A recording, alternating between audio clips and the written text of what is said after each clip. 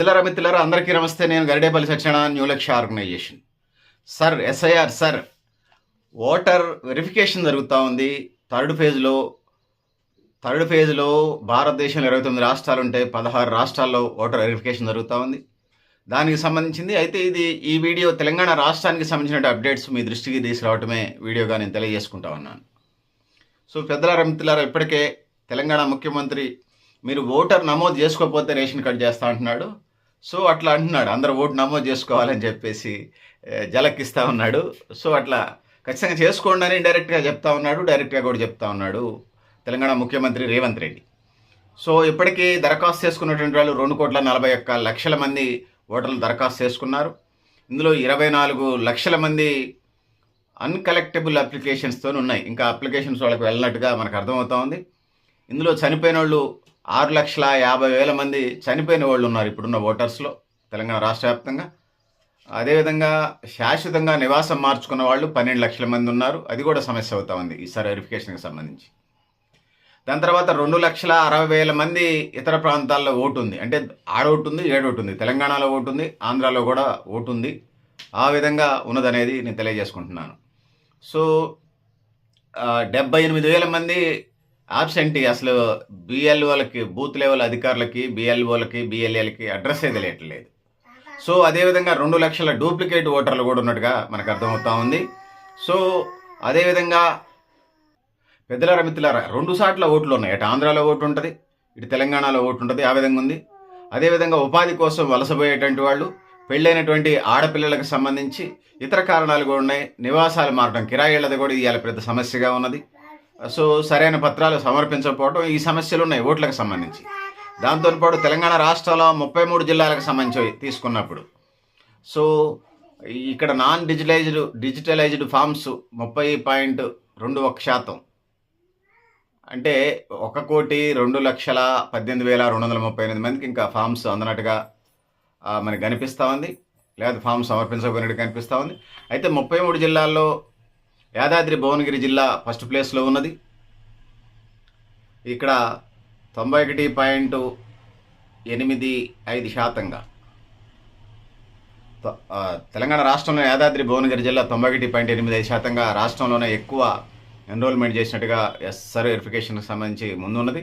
దాని తర్వాత జనగామ 87.54% రెండో స్థానంలో ఉంది. మెదక్ మూడో స్థానం 86.95%. ఇప్పటికి ఉన్నటువంటి డేటా ఇది. సిద్దిపేట 86.64%, నల్గొండ 86.05%, అదేవిధంగా సూర్యాపేట 84.93%, అదేవిధంగా నల్గొండ 86.10% అయితే సూర్యాపేట 84.93%, కామారెడ్డి 84.80% ఉన్నది. ఈ అత్యధిక టాపు ఫస్ట్ యాదాద్రి భువనగిరి జిల్లా, second Jangaon, third Medak, fourth Siddipet, fifth Nalgonda, sixth Suryapet, seventh Kamareddy జిల్లాలు టాప్ ఎన్రోల్మెంట్లో ముందున్నాయి ఇప్పటికీ ఇప్పటికున్నటువంటి సమాచారం ప్రకారం. దాంతోపాటు లీస్ట్గా అతి తక్కువ హైదరాబాదు కనిపిస్తుంది మనకి. ఇక్కడ 47.36% నమోదైనట్టుగా అర్థమవుతుంది. ఇక్కడ 22.51 లక్షల మంది ఎన్రోల్మెంట్ చేసినట్టుగా. ఇక మేడ్చల్ రంగారెడ్డి జిల్లాకు సంబంధించి 48.77%, చివరి నుంచి రెండో స్థానం 32వ స్థానం. ఇక రంగారెడ్డి జిల్లా 56.50% ఉన్నది ఎన్రోల్మెంట్లో. సో 33వ స్థానం హైదరాబాదు, 32వ స్థానం మేడ్చల్ మల్కాజిగిరి, 31వ స్థానం రంగారెడ్డి. కింద నుంచి అంటే ఎన్రోల్మెంట్కి సంబంధించి ఇది పరిస్థితి. మిత్రులారా మీరు కూడా మీ అభిప్రాయాలు కామెంట్ బాక్స్ రాయని తెలియజేస్తూ, మనం మొదటి నుంచి న్యూ లక్ష్య స్వచ్ఛంద సంస్థగా మనం మొదటి నుంచి చెప్తా ఉన్నాం. ఏమని చెప్తా ఉన్నాం అంటే ఖచ్చితంగా ఓటర్ ఆధార్ కార్డు లింకప్ చేయమని. సర్ వెరిఫికేషన్తో 2 ఓట్లు తేలిపోతూ ఉన్నాయి. ఇప్పటికే 2 ఓట్లు ఉన్నోళ్ళు వీళ్ళు కొద్దిమంది తేలారు, ఇంకా చాలామంది ఉంది. 2,60,000 మంది ఇతర ప్రాంతాల్లో ఉన్నాయనేది, 78,000 మంది ఆబ్సెంటీస్ ఉన్నారనేది. ఆడ గ్రామ పంచాయతీలో ఉంటే సిటీలో ఉంటే వీళ్ళు కూడా అదే కథ. 2 లక్షల మంది డూప్లికేట్లు అనేది. 4,60,000, 5-6 లక్షలు వీళ్ళే తేలుతూ ఉన్నారు. 6 లక్షలు అనేది అఫీషియల్గా ఇప్పుడున్న డేటా చెప్తుంది. చాలా బూత్ లెవెల్ కూడా నేను చాలామంది బూత్ బిఎల్ఓలతో నేను మాట్లాడాను. చాలామంది అంగన్వాడీ టీచర్స్ అమలక్కలతో మాట్లాడాను ఒక మీటింగ్లో కలిసినప్పుడు. వాళ్ళు చెప్పే రిపోర్ట్ కానీ అదేవిధంగా బిఎల్ఓలు పనిచేసే భర్తలు, కొడుకులు కలిసినప్పుడు కూడా చెప్తున్నారు. వాళ్ళే వెరిఫికేషన్‌లో చేస్తున్నారు కాబట్టి ఇన్ఫర్మేషన్ ఉంటుంది కాబట్టి.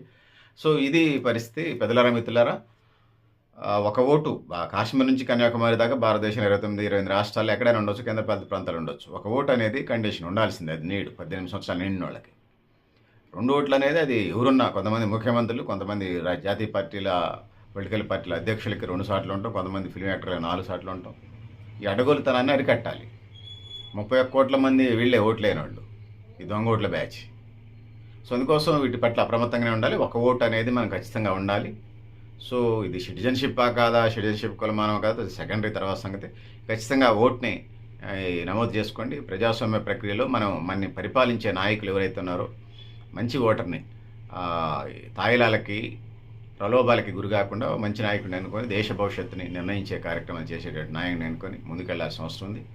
అది రాజకీయ పార్టీ, వ్యక్తి, శక్తి, సంస్థ. దాని ట్రాక్ రికార్డులు కూడా పరిశీలించండి. దాని గతం ఏంది, ప్రస్తుతం ఏంది, భవిష్యత్తు ఏంది, దాని విధి విధానాలు ఏంది, అవినీతి, బంధుప్రీతి, ఆశ్రిత పక్షపాతం, వీటి పట్ల బ్యూరోక్రటిక్ విధానాల్లో దాని కర్తవ్యాలు ఏం చేసింది, గత చరిత్ర ఏంది, ప్రస్తుతం ఏం చేస్తుంది, దాన్ని బట్టి భవిష్యత్తులో ముందుకెళ్లాల్సిన అవసరం ఉంది. ఇది రాజకీయ పార్టీలైనా, సంస్థలైనా, వ్యక్తులైనా, శక్తులైనా, సంస్థలైనా, ఎవరైనా సరే అది ఆ విధంగా మనం ఆలోచన చేసి ఓటేయాలి.